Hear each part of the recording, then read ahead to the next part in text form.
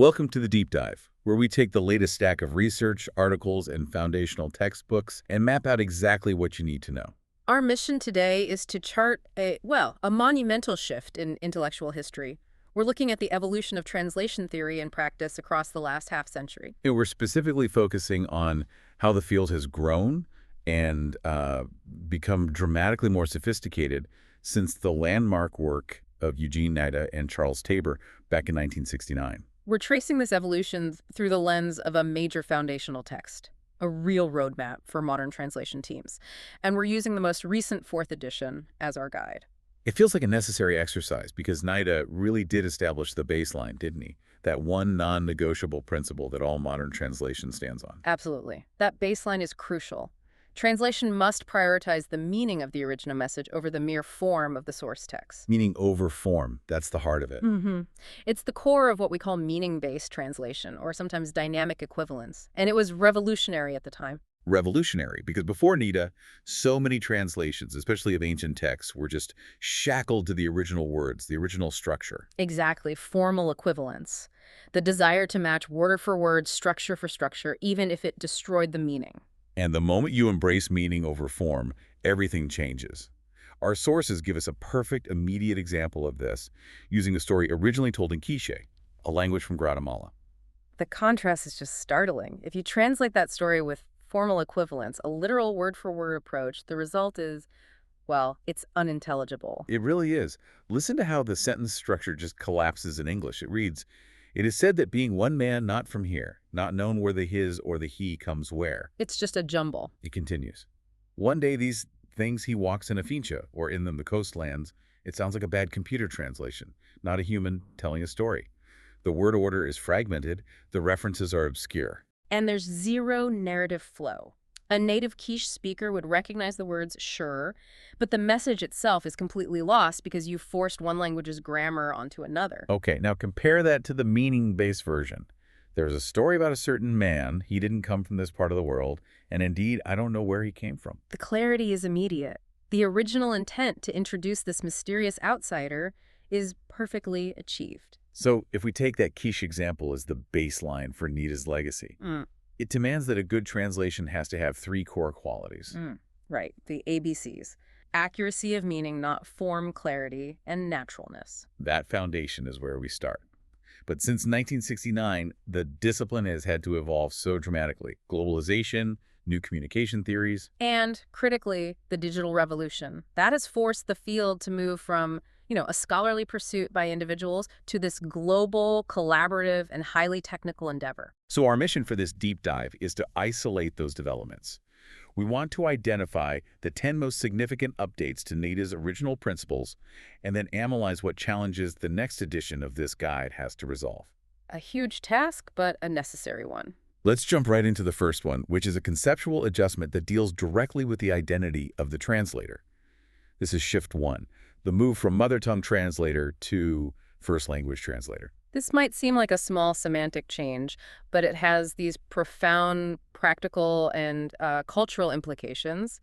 In the early days, the field often divided people into expatriate consultants and mother tongue translators. Right, the latter being the local person who has that inherent linguistic intuition for the target language. But the reality of linguistic identity today is just far more complex than that simple binary. So why did the term need to be refined? Because the mother tongue, if you define it strictly as the language you learned from your primary caregiver, might not actually be the language you're most proficient in. Especially not for a task as demanding as high-level translation. Exactly. Think about someone raised in a multilingual home or someone who immigrated early in life and did all their higher education and professional work in a different language. I see the distinction now. Their linguistic identity isn't just a matter of birth or family. Precisely. The current definition of a first language translator is the language they know best, use most extensively, or, and this is critical, the one they identify with as his own language. So it's the language of their highest intellectual expression. And this refinement validates the expertise of translators in these complex, globalized scenarios. It ensures the translation truly sounds native and is fully accepted by the community, regardless of their childhood linguistic history. Okay, that clarifies the principle. Now let's move from identity to the academic theory that really changed how we understand communication itself. Shift 2 is the deep integration of modern communication theory, focusing on implicit meaning. This is where translation theory steps out of the dictionary and into cognitive science and pragmatics. It's a huge leap. Because traditional translation only dealt with the explicit content, right? What the words literally say. Right. But modern theory recognizes that in every act of communication, you have three things at play. What is stated explicitly, what is implicitly assumed, that's the shared cultural context, and what the speaker wants the audience to infer, the implication. And this insight has some serious academic weight behind it, explicitly referencing theorists like Grice and Sperber and Wilson. They argue that what we communicate is often more about what's implicated than what's actually said. Yes, but that creates a tension for the translator. Where do you draw the line between conveying an implied request and just adding your own interpretation? That is the essential question. And it's the translator's highest responsibility. The line is drawn at ensuring the target audience, who, remember, lacks the shared context of the original audience, can make the correct inference. So if the original context made the inference easy, the translation have to preserve that ease. Exactly. And if the lack of context makes the inference impossible for the new reader, the translator has to restructure the message so the implication becomes accessible, or maybe even explicit. The famous story of Mary and the wine at the wedding in John's Gospel is a perfect test case for this, isn't it? It is. Mary tells Jesus they have no more wine. On the surface, that's just a statement of fact. It's simple observation. But given the relationship between mother and son, the context of the crisis, the shame for the host, that statement carried a clear, forceful implication. You need to do something about this problem now. Jesus' response shows he understood it as exactly that, a request for action. A poor translation might just render the statement formally, but completely fail to communicate the urgency and the request inherent in it. The modern translator has to make sure the new reader gets Mary's intent. It's not just a dry report on the catering situation. Not at all. And when you take this idea to other cultures, the potential for failure becomes even more stark. Our source materials cite an example from South Sudan. A speaker might say something like, "I didn't go to church because of the birds." For a foreign audience, that is completely baffling. Did the birds attack them? Was there a Hitchcock situation? You can't make the right inference, but the local audience immediately knows that in that region during harvest time, farmers have to spend all day, every day, guarding their vital crops from flocks of destructive birds. So a meaning-based translation can't just stop at the words. It has to convey the full reality of that situation. Precisely. For a foreign audience, the translator has to make that implicit cultural knowledge explicit. I didn't go to church because I had to keep the birds away from my farm. That level of intervention isn't changing the meaning. It's preserving the meaning and the implication that the original speaker successfully conveyed. And that need to bridge the inference gap leads us right to our next point. Shift 3. The systematic handling of cultural and historical gaps. If implication gets lost that easily, dealing with a cultural chasm spanning thousands of years becomes paramount. The problem with ancient texts, particularly the biblical texts, is that they were written for people who inhabited a world so different from ours. They shared customs and background knowledge we just don't possess. And the original authors were constantly omitting information they just assumed their first-century audience would know. So the modern translation approach has to systematically identify and provide that missing context. We see this principle applied to common customs. Like in Luke chapter 7, the source text just says, "You gave me no water for my feet." Which assumes the reader knows the custom of hospitality in a hot, dusty climate where everyone wore sandals. Failing to offer water for washing feet was a serious social slight. A real insult. So a meaning-based translation often makes that implicit custom explicit. You didn't offer me water to wash the dust from my feet. The translation is a little longer, but the message is preserved, and the clarity and the social drama of the scene is massively increased. This also applies to symbolic actions, not just daily customs. I'm thinking of that scene in the book of Ruth where taking off a sandal settled a legal sale. Right, from Ruth chapter 4. That custom was so ancient that, according to our sources, even the original author of the finished book of Ruth felt they had to include an explanatory note right there in the text for their audience. So the modern translator faces the same challenge, but multiplied by thousands of years. They have to include the explanation. In this way, the Israelites showed that the matter was settled. You have to translate the cultural significance and the symbolic legal function, not just the physical act of removing a shoe. And to really drive home the difference between formal and dynamic equivalence here, we have to talk about the Ebeloy story of the buried money. Ah, yes. This anecdote is an incredible teaching tool because it shows how relying on a one-to-one word gloss can lead to a completely failed communication. Okay, so in the literal translation of this Ibeloy text, which is about a family trying to find some buried money, we get these really obscure phrases. It says the people are doing something called kapi and eating the head. And then we're told that the jawbone of a pig fell down upright and pointing east. If you're a foreign reader, you've just read a collection of bizarre, unrelated facts. You understand the individual words, maybe, but the context is completely gone. What is kapi? A game, a chant. And why does the orientation of a jawbone matter at all? The narrative just stalls. So a formally accurate translation has produced a piece of nonsense. Total nonsense. So what does the meaning-based translation have to do to make the story make sense? It has to reveal the entire socio-religious structure of what's happening. The translator has to make it explicit that kapi is a feast dedicated to ancestral spirits, and the head is specifically the pig's head, which is part of the offering. And crucially, the jawbone test is a form of divination. Right. The jawbone falling upright and pointing east isn't just a random detail, it is a bad omen. It signifies that the offering was insufficient, and the spirits are displeased. So the family has to perform kapi a second time. So the goal of the translation shifts from just reporting facts to delivering a complete functioning narrative, a story with real emotional and spiritual weight. That is the crucial takeaway. Raw accuracy, when the cultural distance is this great, often utterly fails the clarity and naturalness tests, which brings us logically to the next conceptual shift. That would be shift 4, the formal inclusion of acceptability as a core quality. We started with Nida's ABCs: accuracy, clarity, naturalness. Modern translation insists on adding a fourth highly critical standard. Acceptability, and the definition is deceptively simple. The form of the translation must be accepted by the intended audience. But including this term is a huge deal. It's a recognition that translation isn't just a scientific linguistic exercise, it's also a social, community-driven event. It is, and it was necessary to elevate this to a formal quality, distinct from naturalness. Why? Wouldn't a natural-sounding translation automatically be accepted? Not necessarily, and this is where the tension lies. A linguistic consultant might argue a certain term is the most natural choice based on how frequently it's used. Sure. But if that word choice is rejected by local churches or community leaders for cultural, historical, or theological reasons, maybe the word for spirit is associated with a local non-Christian deity, then the translation will be rejected. Regardless of its linguistic perfection. Exactly. So acceptability is the final quality control layer. It ensures utility. If a translation is technically brilliant but sits on a shelf unused, the project has failed its primary purpose. It's about ensuring the translation is actually used. Right. The formal inclusion of acceptability underscores the necessary shift toward a highly consultative, community-focused process. It makes the translation team accountable to the people they serve, not just academic principles. Okay, that's the macro-level commitment.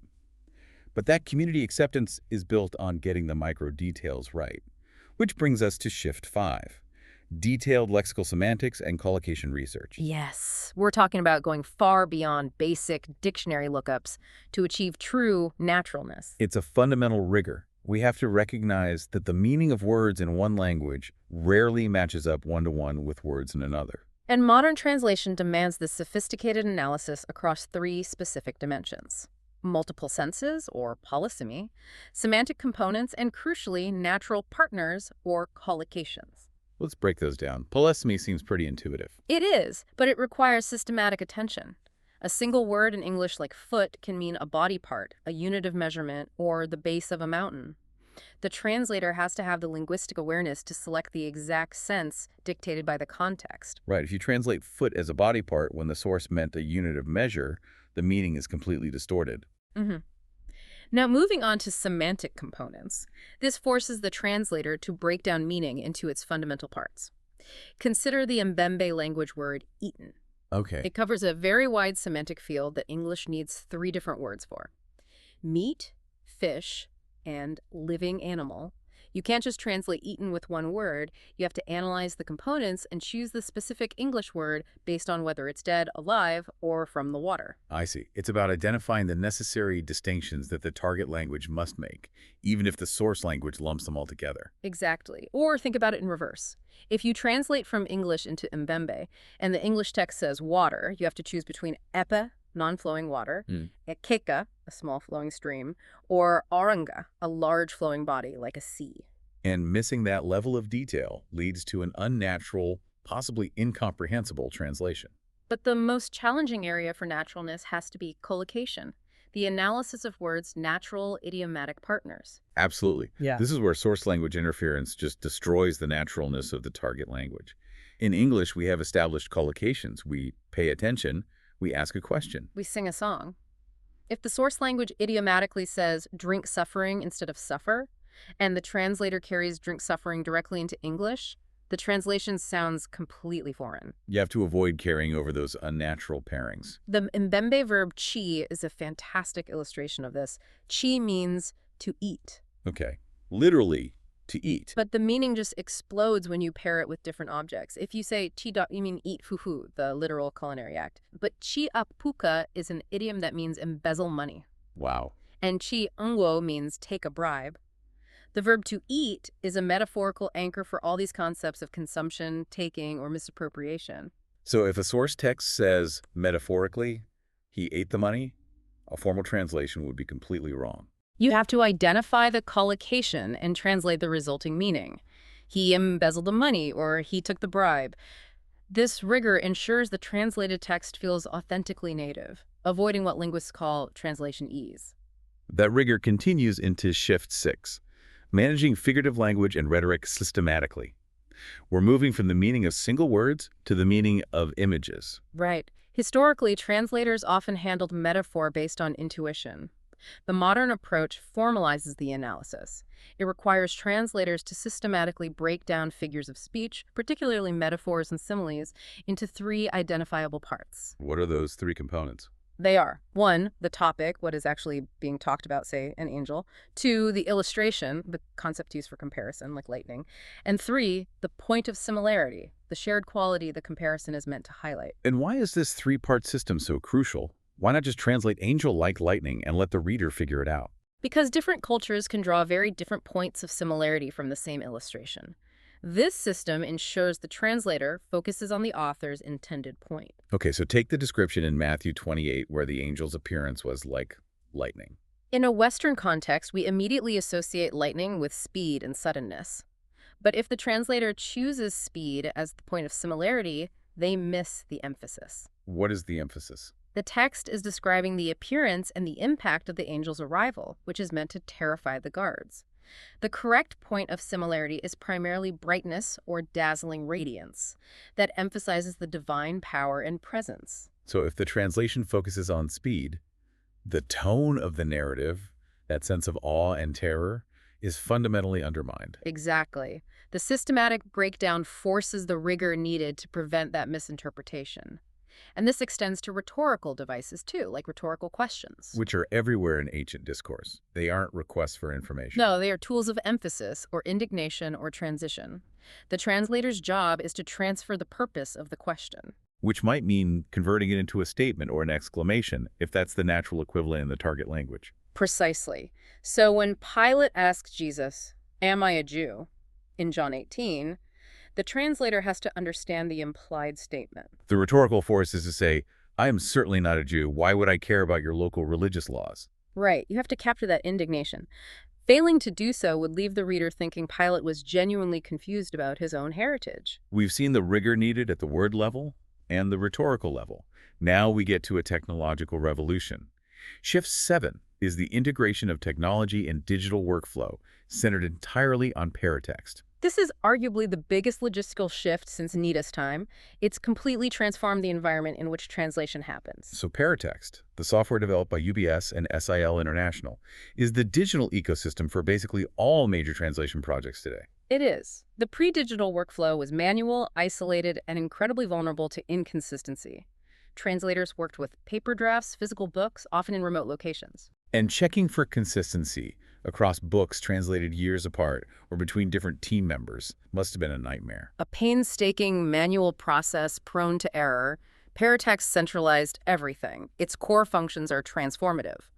First, integration. You mean access to all the source texts and resources in one place? Exactly. Hebrew, Greek, scores of reference versions side by side, plus embedded resources like the UBS Translator's Handbooks. The knowledge is always right there. That shrinks the gap between a translator in a well-resourced office and one in a remote field location. Massively. Second is consistency checking. Paratext has automated tools for smelling, terminology, and proper name checks across the entire draft. It flags every instance where a key biblical term might have been inconsistently translated. Which is vital for projects that take years and involve dozens of people. And third, collaboration. Features like Paratext Live let teams share notes and track responses across continents. It formalizes the whole review and checking process. It shifted translation from a series of isolated acts to a standardized, digital, and most importantly, highly checkable endeavor. Following that standardization of the writing process, we turn to the sound and reception of the text. Shift 8 is the elevation of orality and performance. This is a crucial return to the roots of communication. So much of the biblical text in particular was originally communicated, orally recited, sung, read aloud. It was intended to be heard. And modern translation projects recognize that a text that reads perfectly on paper might fail completely when it's spoken aloud. It does, and this practical insight affects the entire methodology. It leads to formal testing mechanisms designed specifically to gauge naturalness. How does that work? The primary test for naturalness now involves reading the translation aloud, while others, ideally native speakers who have not seen the written text, listen for anything that sounds unnatural or foreign. So if the listener stumbles or has to mentally reread the sentence to understand it, the translation fails the test. The spoken performance becomes the ultimate judge of fluency. It does. And this emphasis on discourse flow drives specific corrections. For example, teams are told to avoid the overuse of "and" at the beginning of sentences. That pattern was so common in the King James Version. Because it was mechanically reflecting the Greek source structure, but it sounds childish and highly unnatural in modern English narrative. The goal is flow and dramatic impact.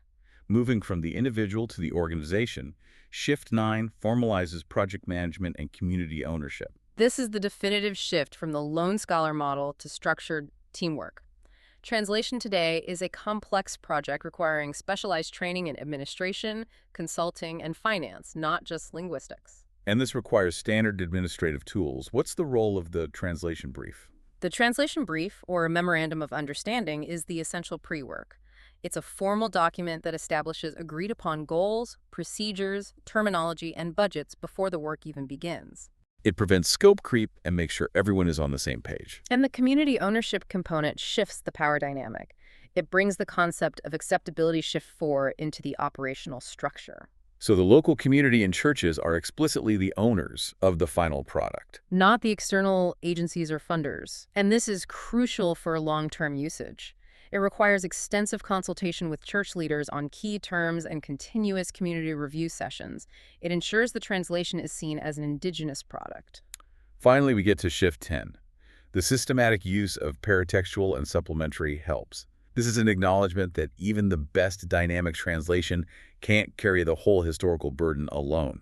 Correct. The modern approach mandates including several external aids. The recognition is that the 2,000-year cultural and historical gap is so immense that the translated text itself is often insufficient for full comprehension. So what are the mandatory inclusions that bridge this gap? First, book introductions. These have to provide essential background. For example, before you read Galatians, the introduction needs to explain the function and cultural politics of circumcision in Jewish culture so you understand the stakes of Paul's argument. Second, section headings. These aren't just for organization, they're interpretive aids. They provide necessary clues and clarify the structure of complex arguments, helping the reader track the topic. Headings in the Gospel of John prepare you to understand that the word in chapter 1 refers directly to Christ. And footnotes take on an essential role. They become non-negotiable. They're used to clarify textual alternatives, provide cross-references, or, crucially, explain cultural details that you just can't integrate into the main text. Got it. For example, translating a Roman coin like a denarius requires a footnote to explain its value, a full day's wage. To give you immediate, relatable context. And we can't forget visual aids illustrations. They're now seen as critical, especially for concepts or objects completely foreign to the receptor culture. Like a fig tree or a camel or an ephod. Exactly. For a community that has never seen snow, a well-chosen, historically accurate picture isn't decoration. It's an essential context translator. So if we look at this whole trajectory from Nida in 69 to today, what really stands out is the maturation. It went from a visionary idea, meaning overform, to this highly rigorous, almost engineering-like discipline. Supported by a digital ecosystem and driven by constant community consultation, it shows that translation is a continuous act of discovery.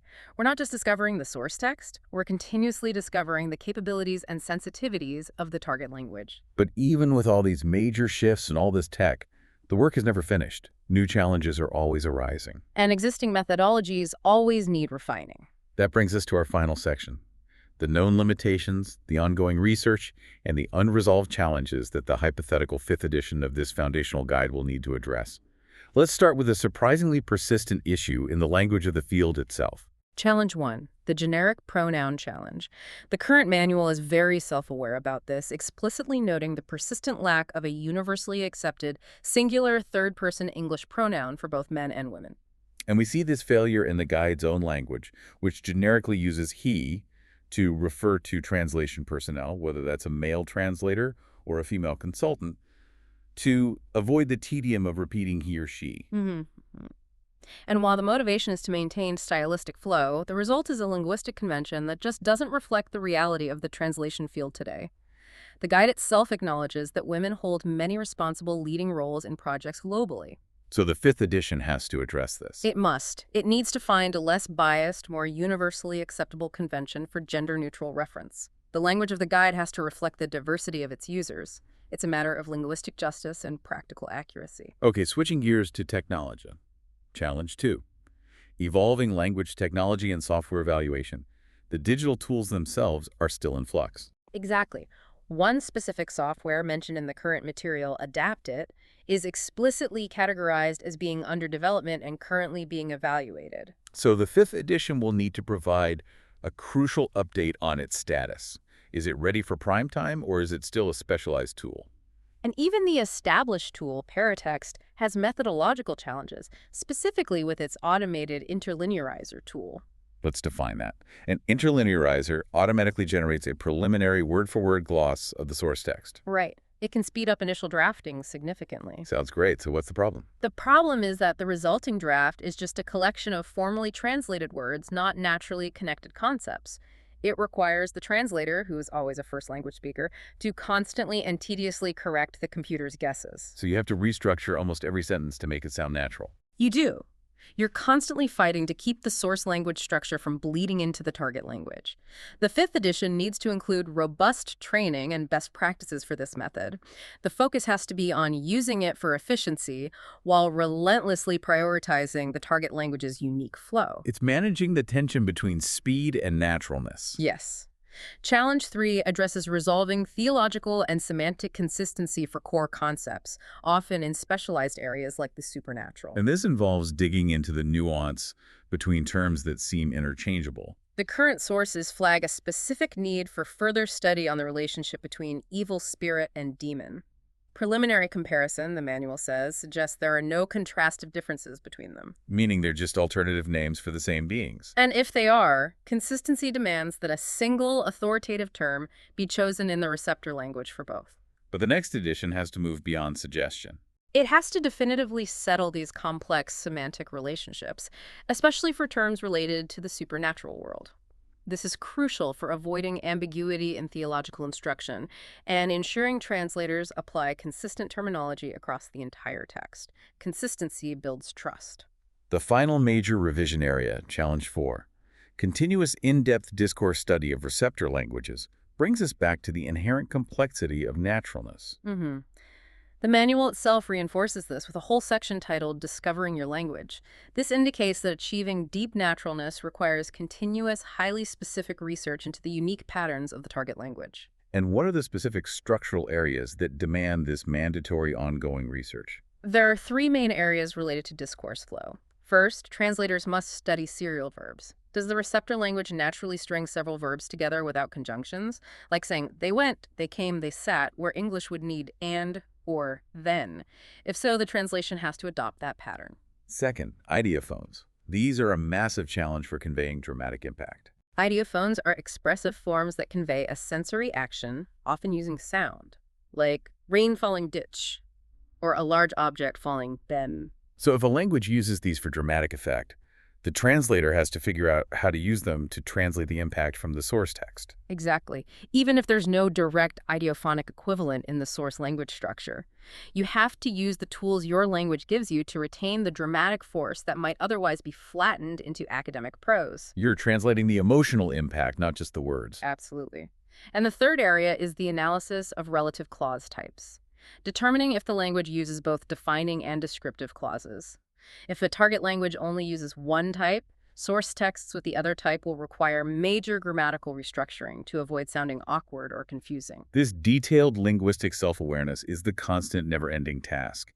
You are translating the entire communicative potential, not just the grammar. The entire evolution since Nida is defined by this relentless pursuit of clarity and impact, moving from a basic focus on meaning to a holistic focus on the total communicative act. We've traced the incredible trajectory of translation practice since Nida first demanded meaning over form.